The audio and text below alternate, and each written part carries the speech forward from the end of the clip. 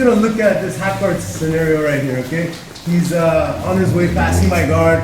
He's looking to smash me. Just let's look at the half guard in itself for a second, right? Early half guard, especially when the guy's using his body weight, the arm is always gonna be here, right? If I get the underhook here, he's probably not as happy, right? His goal is gonna be always to get the underhook on me, right? Okay, and what is that position? Omoplata territory, right? Remember? Okay, so he's putting himself there. This is not a good position for him, and to kill the underhook, he gets the underhook, but he puts himself into the next one, right? I'm also looking to block this arm. We want to really focus on not letting this arm get head control or far side head control or anything up here. All right, so we want to focus on this arm, even maybe creating a frame here. But regardless, he's going to have that arm there, right? It's not very common, you're going to have the arm here, right? He doesn't probably feel very good there, right? But yeah, he might be holding there, but once he starts to want to use his body weight, he's usually controlling because he doesn't want my hip to escape and recover, right? So he's also controlling me from moving my hip away by putting that arm there, right? So as I start to peel him off, I'm going to start to build, and there's a plan again. Okay?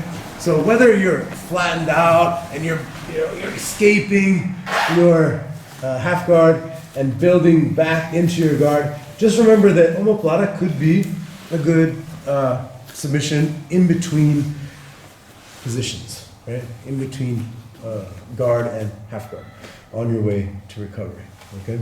So this is a pretty simple entry. We're here, if we can block this arm even better. He might be passing, or I'm taking him off all the way, okay? As I come, maybe even put my foot here, bring the knee inside, bring my leg over, build that frame, get all the way over, and we're here, okay? So if you guys want to finish here, bend that arm, come up, get body control. You guys know the drill from here.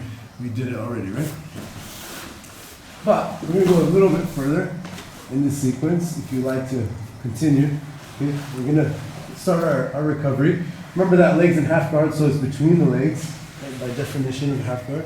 And as we build into this, we're gonna leave that leg there and just kind of expect that, let's look at our partner's escapes. And again, we're gonna kind of funnel him into the escape that we want, okay? So his initial response might be to posture, right? Exactly, come back again.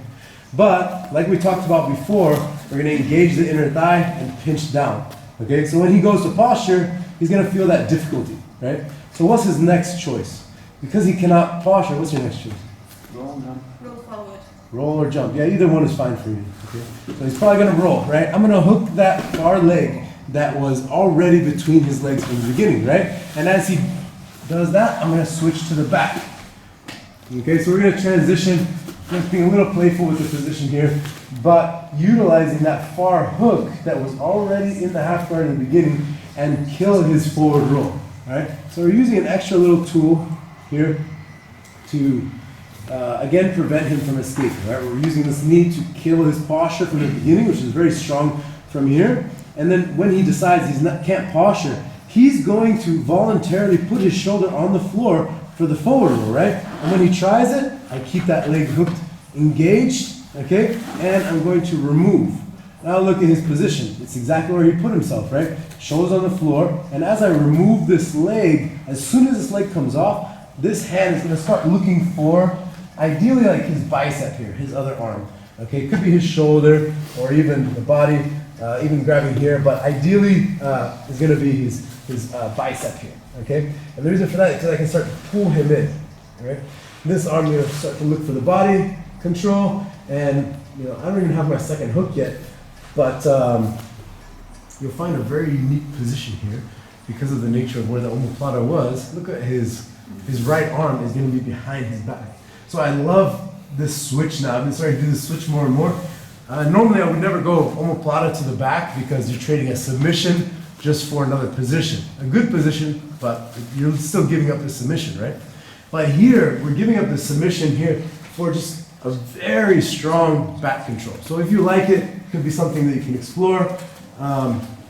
This is a great grip, great way to pull his chest into, which indirectly will control this arm, right? Because his elbow is on the floor, there's nowhere for it to go. And for him to free this arm, he has to move his chest away to start getting this arm out, right? So to control this arm, I'm going to control this arm. Now he wants to take the right arm out.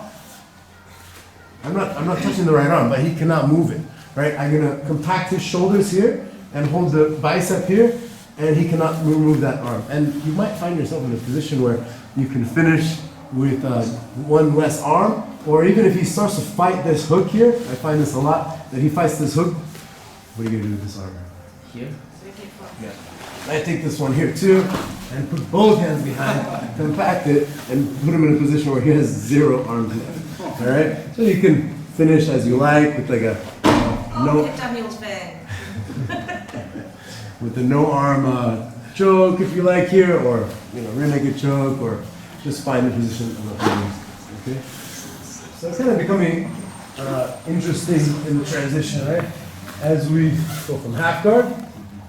That's the arm that we're going to take, right? But he has no idea, right? He's using it against me. Now it's going to be used against him as I come here, leaving that foot between the legs on purpose, right? Not removing it, using it to kill his posture, then kill his forward roll, finding this grip, pulling him in, looking to always control like this side of his body, whether it's his ribs, shoulder, bicep, whatever I can. I'm pulling him on top of this arm, right, to control that arm. And then start to come around. Once you get to like the seatbelt position, he's not going to be able to move his arm. As long as you keep him on this side, the ground is going to help you control that elbow, okay? And you're in a great position to finish, obviously from the back. Start attacking how you like. Sometimes, like I said, I take the moment to like look for this hook. When he tries to push that foot off, I take it and stuff it behind. He's going to want to take his arm out. Sometimes he's going to use my calf to help push that elbow in a little bit more, wrap it over, or sometimes even, again, as I'm grabbing here, I'll pummel this hand over and grab the sleeve. I really like this control as well for nice 2-for-1 grip, so with the one grip I'm controlling 2 arms, and I have the ability now to, defend your neck. So he can't do anything, right? And even if you are not, if you don't love this back control, or you're having a hard time getting the good grip or angle, I bet if you give up this hook, what is he gonna do next? He's gonna love the idea to escape. You're gonna let him escape, but you're gonna keep your grip. And whether he taps there or not, he's laying on top of his own arm now. You just maintain that control. His other arm is also through, so he's still 100% controlled in this position, and you can explore side control again with a great control. Sorry. And I noticed when you do them 2 moves, if that was like a spar, you have a moment to catch your own breath because you're in control. So that helps. Yeah, I noticed that. Yeah, I'm master 2 now, so I want to slow down the pace. Meaning you're older. I want to control the fight as much as I can. Yeah.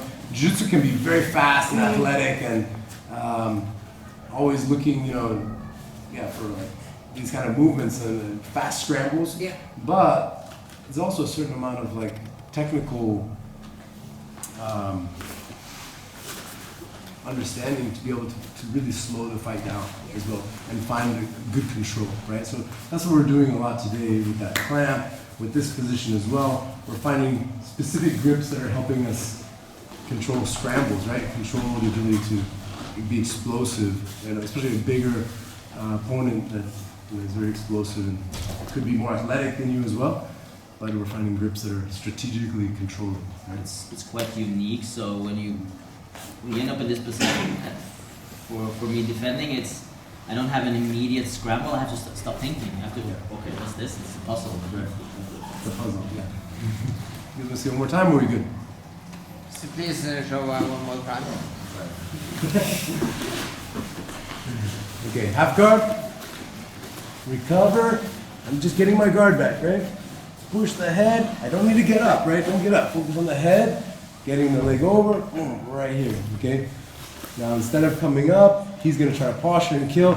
I'm keeping him down, right? As he tries to posture first, right? Why is he gonna roll? Because he can't posture, right? He cannot posture, so he's gonna choose Option number 2, to roll. When he goes to roll, that hook is already there. It's already there, right? I start to hold. I take this leg out. I start to find the control on this side of the body. Pull in.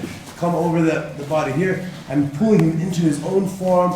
Now, I think the easiest one is just this hand that's on the bicep that's a great control anyways. You're just going to slip over the bicep and get that rolling grip on the sleeve or even wrist control. Either way. I like the sleeve grip the best.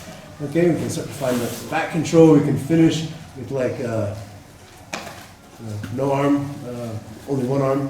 Okay, or collar inside, or you can let it all go and keep that arm there. Okay, or worst case scenario, you're gonna let the position go, and as he escapes, we're gonna keep it, come up to the elbow, come up to our knees, and we maintain that grip right here, so he still can't go anywhere.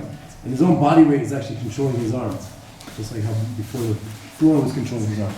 If you want to explore this one a little deeper, make him come onto the side, grab here, pull it up, treat it kind of like a Kimura finish. You go this way. So many different ways you can do this one. I even like to sometimes come to the mount here, pass it off, come over, let him escape, pass it off again. He's done.